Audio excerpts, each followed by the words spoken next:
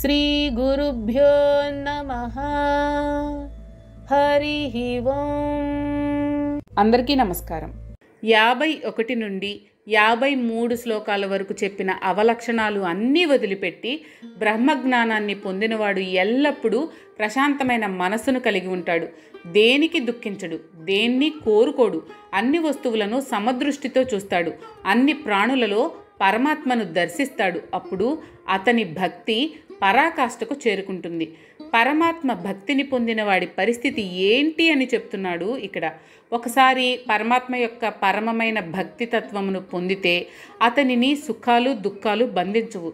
అతడు దేని కొరకు దుఃఖించడు, ఏది కావాలని కోరుకోడు, ఉన్నదానితో తృప్తిగా జీవిస్తాడు. అతని మనసు ప్రశాంతంగా ఉంటుంది. అతనికి ఏ కోరిక ఉండదు. అన్ని ప్రాణులను సమంగా చూస్తాడు. పరమాత్మ యందు నిర్మలమైన భక్తిని కలిగి ఉంటాడు. అంటే ఇవి జీవన్ముక్తిని లక్షణాలు. ఈ శరీరంలో ఉండి కూడా పరమాత్మలో ఐక్యమైనవాడు, మనసును ఆత్మలో స్థిరంగా ఉంచినవాడు, ప్రాపంచిక విషయాల యందు ఎటువంటి ఆసక్తి అనురక్తి మమకారం లేనివాడు, అతడికి దుఃఖము సుఖము అంటే ఏంటో తెలియదు. అంతా సమానంగానే ఉంటుంది. మనసు నిర్మలంగా నిశ్చలంగా స్థిరంగా ఉంటుంది. నీచ జంతువులలోనూ ఉత్తమమైన మానవులలోనూ పరమాత్మను దర్శిస్తాడు. మనం చూసే ప్రపంచం అంతా మనసుతో కల్పించబడింది అని తెలుసుకుంటాడు. అతడికి కోరదగ్గది పొందదగ్గది అంటూ ఏది ఉండదు. సంతృప్తుడవుతాడు. ఇది భక్తిలో పరాకాష్ఠ. అందుకే మద్భక్తిం లభతే పరాం అంటే నా యొక్క పరమమైన భక్తి లభిస్తుంది అని. పరమభక్తి అంటే శంకరాచార్యుల వారు ఈ విధంగా చెప్పారు, తన యొక్క స్వస్వరూపాన్ని తెలుసుకోవడమే అని. ఆత్మతత్వమును అనుసంధానం చేసుకోవడమే పరమమైన భక్తి, అనన్యమైన భక్తి. అదే జ్ఞానము. అది తెలిస్తే ఇంకా తెలుసుకోతగ్గది అంటూ వేరే ఏమీ ఉండదు. ఓ అర్జున, కేవలం భక్తి మార్గం వల్లనే మానవుడు ముందు తన గురించి తాను తెలుసుకుంటాడు. తర్వాత నేనెవరో, నేనెంతటి వాడినో తెలుసుకుంటాడు. నా గురించి కూడా తెలుసుకున్న మానవుడు తుదకు నన్నే పొందుతున్నాడు. పరమమైన భక్తి కలిగిన తర్వాతి పరిణామాలు తెలియజేస్తున్నాడు పరమాత్మ.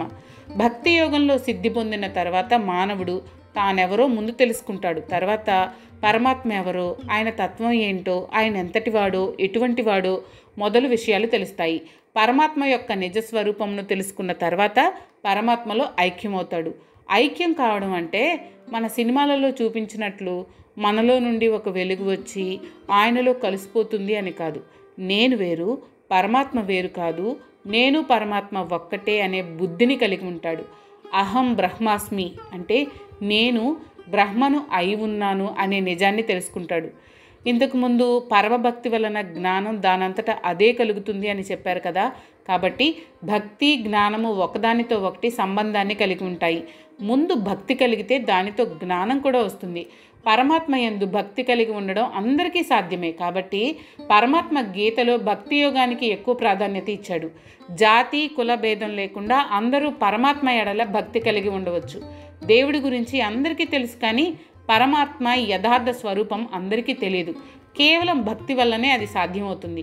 పరమాత్మ గురించి తెలుసుకున్న తర్వాత తానే పరమాత్మ అవుతున్నాడు, పరమాత్మలో లీనమవుతున్నాడు, పరమాత్మలో ఐక్యమవుతున్నాడు. ఈ శరీరం నేను కాదు, నేను పరమాత్మ స్వరూపము, నాకు పరమాత్మకు భేదం లేదు అనే స్థితికి చేరుకుంటాడు. అందుకే అనంతరం అనే పదం వాడారు. భక్తి జ్ఞానం కలిగిన తర్వాత పరమాత్మ తత్వాన్ని తెలుసుకున్న తర్వాతనే పరమాత్మలో ఐక్యం కావడం సంభవిస్తుంది. మానవుడు తనకు శాస్త్రం విధించిన అన్ని కర్మలను ఎల్లప్పుడూ ఆచరిస్తూ ఉండాలి.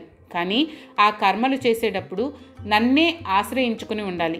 ఆ ప్రకారంగా కర్మలు చేస్తే నా అనుగ్రహం వలన తుదకు శాశ్వతమైన పరమపదాన్ని పొందుతాడు. ఇప్పటిదాకా జ్ఞానము భక్తి గురించి చెప్పిన పరమాత్మ కర్మల గురించి కూడా చెబుతున్నాడు. ఇంతకుముందు పరమాత్మ కర్మలు స్వధర్మ నిష్ఠతో చేయాలి అని అన్నాడు. ఇప్పుడు ఆ స్వధర్మ నిష్ఠకు భక్తి కూడా తోడవ్వాలి. భగవంతుని మీద భక్తి లేనిదే ఏ కర్మ కూడా సఫలం కాదు అని భక్తికి ఎక్కువ ప్రాధాన్యాన్ని ఇచ్చాడు. మానవుడు కర్మలు చేయక తప్పదు, ఏదో ఒక కర్మ చేయాలి. అందుకే మానవులు తమకు నిర్దేశించిన కర్మలను, స్వధర్మపరమైన కర్మలను ఆచరిస్తూ కూడా ఎల్లప్పుడూ పరమాత్మయందు మనసును లగ్నం చేసి పరమాత్మయందు భక్తి కలిగి ఉండాలి. భక్తితో కూడిన కర్మ మాత్రమే కర్మయోగం అవుతుంది. కేవలం యాంత్రికంగా చేసే కర్మలు శుష్క కర్మలవుతాయి, కానీ కర్మయోగం అనిపించుకోవు. అందుకే ఇక్కడ 2 నిబంధనలు పెట్టారు. ఒకటి, ఏ పని చేసినా పరమాత్మను ఆశ్రయించుకుని చేయాలి, పరమాత్మ పరంగా చేయాలి. కర్తృత్వ భావన లేకుండా చేయాలి. ఫలితం ఆశించకుండా చేయాలి. ఆ తర్వాత నా అనుగ్రహం కూడా ఉండాలి. భగవంతుని అనుగ్రహం ఎప్పుడు లభిస్తుంది? ఆయన్ను ఆశ్రయించుకుని ఉన్నప్పుడు. కాబట్టి భగవంతుణ్ణి ఆశ్రయించడం, ఆయన అనుగ్రహానికి పాత్రులు కావడం ముఖ్యం. అప్పుడు అతడు ఏ కర్మ చేసినా అతనికి ఆ కర్మ బంధనాలు అంటవు, సుఖదుఖాలు ఉండవు, మనసు ప్రశాంతంగా ఉంటుంది. ఏ పని చేసినా లోపల భగవన్నామ స్మరణ చేస్తూ ఉంటాడు. అటువంటి వాడికి పునర్జన్మ ఉండదు, పరమాత్మలో ఐక్యమవుతాడు. కాబట్టి ఏ కర్మ చేసినా దైవాన్ని స్మరించుకుంటూ చేయాలి. కర్మలను, కర్మ ఫలములను ఈశ్వరార్పణ చేయాలి. ఏ పని సఫలం కావాలన్నా దానికి భగవంతుని అనుగ్రహం తప్పదు.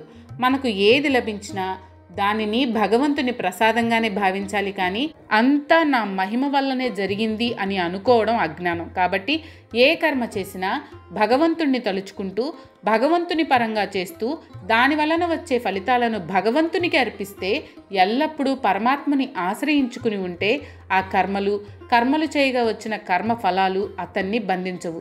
అటువంటి వాడికి శాశ్వతమైన, ఎప్పటికీ నాశనము లేని పరమపదము అంటే మోక్షం లభిస్తుంది. ఓ అర్జున, నీవు వివేకవంతుడివై నీవు చేసే సమస్త కర్మలను నా పరంగా చేస్తూ ఆ కర్మ ఫలములను నాకే అర్పిస్తూ బుద్ధియోగమును ఆశ్రయించి ఏకాగ్రమైన నీ మనస్సును ఆత్మయందు లగ్నం చెయ్యి. కర్మయోగం అవలంబించే వాళ్లకు మరొక మార్గం కూడా చెప్పాడు పరమాత్మ. మనం చేసే సమస్త కర్మలను బుద్ధిని ఉపయోగించి మంచివో చెడ్డవో తెలుసుకుని చేయాలి. తర్వాత వాటి ఫలములను, అవి మంచి ఫలితములైనా చెడ్డ ఫలితములైనా పరమాత్మకే అర్పించాలి. మనకంటూ ఏమీ ఉంచుకోకూడదు. తర్వాత పరమాత్మను నిరంతరం ఏకాగ్రమైన మనస్సుతో స్మరించాలి, ధ్యానించాలి, పూజించాలి, అర్చించాలి. ఏ పని చేస్తున్నా మనసులో పరమాత్మను స్మరించుకుంటూ ఉండాలి. దానికి ఒక కాలము, స్థలము అంటూ లేదు. ఎక్కడైనా ఎప్పుడైనా మనసులో రామనామ స్మరణ, ఓం నమ శివాయ, ఓం నమో భగవతే వాసుదేవాయ, ఓం నమో వెంకటేశాయ, అలా మీ ఇష్టం వచ్చిన నామం స్మరించుకుంటూ ఉండాలి. ఏది పలకలేని వాళ్ళు ఓంకారం అనుకున్నా చాలు. ఇదంతా వినడానికి చాలా సులభంగా ఉన్నా ఆచరణలో పెట్టడానికి మన మనసు ఒప్పదు. అభ్యాసం చేస్తేనే ఇది సాధ్యమవుతుంది. ఈ విధానాన్ని కొంచెం లోతుగా పరిశీలిద్దాం. చేతస అంటే చిత్తం నిర్మలంగా ఉండాలి. చేయబోయే పని మంచిదా చెడ్డదా అని ఆలోచించాలి. చక్కని నిర్ణయం తీసుకోవాలి. దానికి బుద్ధియోగం కావాలి. అంటే ఆత్మను గురించి తెలుసుకోవడం. నేను ఆత్మస్వరూపుడను, నేను ఈ శరీరం కాదు, ఈ పనులు నేను చేయడం లేదు అనే విషయాన్ని తెలుసుకోవాలి. అప్పుడు చేసే పనుల మీద అమితమైన ఆసక్తి ఉండదు. ఆ కర్మల ఫలముల మీద ఆసక్తి ఉండదు. కర్మ ఫలములను పరమాత్మకు అర్పించాలి. అప్పుడు మనకంటూ ఏమీ ఉండదు. వాటి గురించి చింతే ఉండదు. మనసు ప్రశాంతంగా ఉంటుంది. ప్రశాంతంగా ఉన్న మనసుతో ఏం చేయాలి అంటే, ఎప్పుడు నీ చిత్తమును నాయందే లగ్నం చెయ్యి, నీ మనసును ఆత్మయందు నిలుపు, నా నామమును స్మరించు. అది ఎప్పుడో ఒకప్పుడు కాదు, సతతం అంటే ఎల్లప్పుడూ. స్నానం చేసి మడికట్టుకుని చేద్దామని కాదు. మానసిక పూజకు కావలసింది శరీర శుభ్రత కాదు, మానసిక నిర్మలత్వం. మనసు నిర్మలంగా ఉంటే అదే చాలు. పరమాత్మను ధ్యానించుకోవచ్చు. అంటే ప్రాపంచిక విషయాలను, భార్య పిల్లలను వదిలివేయమని కాదు, ప్రాపంచిక విషయాలలోనూ సంసారంలోనూ సంచరిస్తూ ఎక్కువ ఆసక్తిని, మమకారాలను తగ్గించుకొని ఎల్లప్పుడూ పరమాత్మయందు మనస్సు లగ్నం చేసి అన్ని పనులు చేయాలి. ఇక్కడ ఒక సందేహం వస్తుంది. మనం లౌకికమైన ఉద్యోగాలు, వ్యాపారాలు, రాజకీయాలు చేసుకుంటూ ఎల్లప్పుడూ పరమాత్మను స్మరించుకోవడం సాధ్యమేనా అని. ఉదాహరణకు, ఇంటి పనులు చేసుకునే తల్లి బిడ్డను ఉయ్యాలలో పడుకోబెడుతుంది.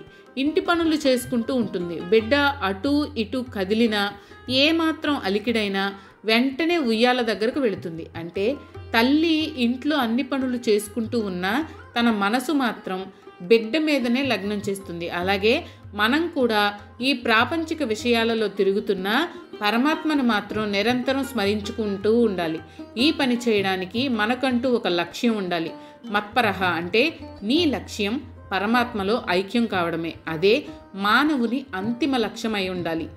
అప్పుడే ఈ జనన మరణ చక్రం నుండి విముక్తి కలుగుతుంది, మోక్ష ప్రాప్తి కలుగుతుంది. ఓ అర్జున, నీవు నీ చిత్తమును నాయందు అంటే ఆత్మయందు ఉంచితే నా అనుగ్రహం చేత సంసారంలో ఉన్న సమస్త దుఃఖాలను దాటి నన్నే పొందగలవు. లేకపోతే నీవు నీ అహంకారము వదలకపోతే అనవసరంగా చెడిపోతావు. ఇక్కడ 2 మార్గాలు సూచించాడు పరమాత్మ.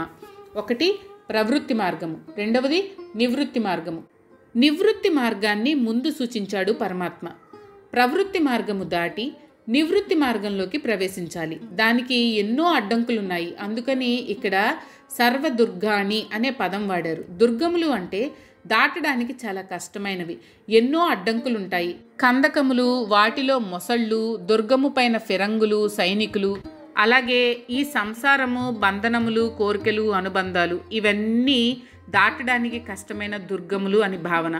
అర్జునుడు క్షత్రియుడు, ఆయనకు కోటలు, దుర్గములు అన్నీ పరిచయమైన విషయాలు. అందుకని దుర్గములు అనే పదం వాడారు వ్యాసుల వారు. మరి ఈ సంసారము అనే దుర్గములను దాటాలంటే ఒకే ఒక మార్గం, మనస్సును అంటే చిత్తమును ఆత్మలో నిలపడం. అప్పుడు పరమాత్మ అనుగ్రహం మన మీద ప్రసరిస్తుంది. అప్పుడు ఈ సంసారము అనే దుర్గములను దాటడానికి వీలవుతుంది. అలా కాకుండా కేవలం ప్రవృత్తి మార్గంలోనే ఉంటే ఏమవుతుందో కూడా చెప్పాడు. మానవులకు అహంకారం సహజంగా ఉంటుంది. అది సాత్విక, రాజసిక, తామసిక అహంకారాల రూపంలో ఉంటుంది. ఆ అహంకారం కళ్ళను కప్పేస్తుంది, నిజాన్ని తెలుసుకోలేడు. అప్పుడు ఈ మాటలు తలకెక్కవు, తన ఇష్టం వచ్చినట్లు ప్రవర్తిస్తాడు. అటువంటి వారు వినంక్షసి అంటే చెడిపోతారు. వారిని ఎవ్వరూ బాగు చేయలేరు. ప్రతివాడు తనకు ఎప్పుడూ సుఖాలు కావాలనే కోరుకుంటాడు, దుఃఖాలు అస్సలు రాకూడదు అనుకుంటాడు. కానీ దానికి కావాల్సిన సాధన మాత్రం చేయడు. కష్టాలలో పడతాడు. ఎల్లప్పుడూ సుఖంగా ఉండాలంటే చేయాల్సింది ఒక్కటే, మన మనస్సును ఈ ప్రాపంచిక విషయాల నుండి మరల్చి పరమాత్మ వైపు మళ్లించడం, ఆత్మలో నిలపడం. అటువంటి వారి మీద భగవంతుని అనుగ్రహం దానంతట అదే కలుగుతుంది. ఆయన కరుణ, అనుగ్రహం మన మీద ప్రసరించడానికి మనం వజ్ర కిరీటాలు, బంగారు ఆభరణాలు వగైరా ఏమీ ఆయనకు చేయించాల్సిన అవసరం లేదు. కేవలం భక్తి ఉంటే చాలు. భక్తితో అర్పించిన తులసీ దళం కానీ, మారేడు దళం కానీ, పారిజాత పుష్పం కానీ, మీకు అందుబాటులో ఉన్న ఫలం కానీ ఇవేమీ దొరక్కపోతే చెంబుడు నీళ్లు కానీ అర్పిస్తే చాలు. పరమాత్మ పరమానంద భరితుడవుతాడు. అటువంటి వాడికి దుఃఖమే ఉండదు. అటువంటి వాడికి కష్టం కలిగినప్పుడు, ఆపద కలిగినప్పుడు పరమాత్మ ఏదో ఒక రూపంలో వచ్చి సహాయపడతాడు. అతన్ని ఆ కష్టం నుండి బయటపడేస్తాడు. వాడు ఎవరో కూడా మీకు తెలిసుండదు. అటువంటి వాడు వచ్చి మీకు సహాయం చేస్తాడు. ఇది ఎలా జరుగుతుంది అంటే సంసారము అనే దుర్గమును దాటడం వలన. మామూలు దుర్గాలైతే సైన్యాలతో జయించవచ్చు. సంసారము అనే దుర్గం మాత్రం పరమాత్మ అనుగ్రహం లేనిదే ఛేదించలేము. కురుక్షేత్ర యుద్ధంలో కూడా కృష్ణుని అనుగ్రహంతోనే అర్జునుడు అందరినీ జయించి విజయుడయ్యాడు.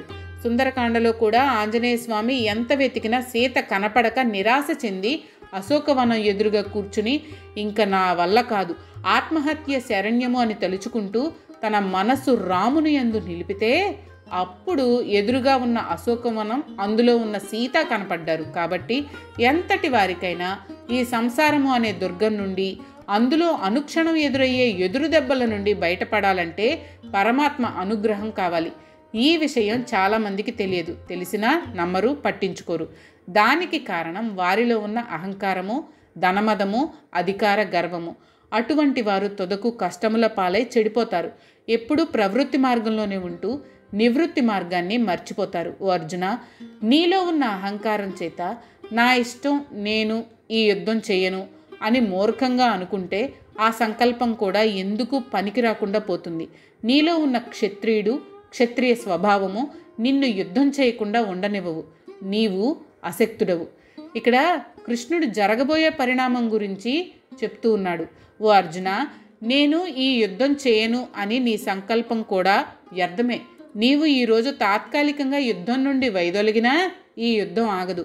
కానీ నీలో ఉన్న క్షత్రియ స్వభావము నిన్ను ఊరికే కూర్చోనివ్వదు. నిన్ను యుద్ధానికి పురికొల్పుతుంది. అప్పుడు నువ్వు ఇటు యుద్ధం చేస్తావు, అటు అపకీర్తిని మూటగట్టుకుంటావు. కాబట్టి ఈ యుద్ధం నేనే చేస్తున్నాను అన్న అహంకారాన్ని వదిలిపెట్టు. ఎందుకంటే యుద్ధము క్షత్రియ ధర్మము. నీ ధర్మం నీవు నిర్వర్తించు. ఫలితం గురించి ఆలోచించకు, అది నీ చేతుల్లో లేదు. నేను యుద్ధం చేయను, సన్యాసం తీసుకుంటాను అన్న నీ మాటలు ఎందుకు పనికిరావు.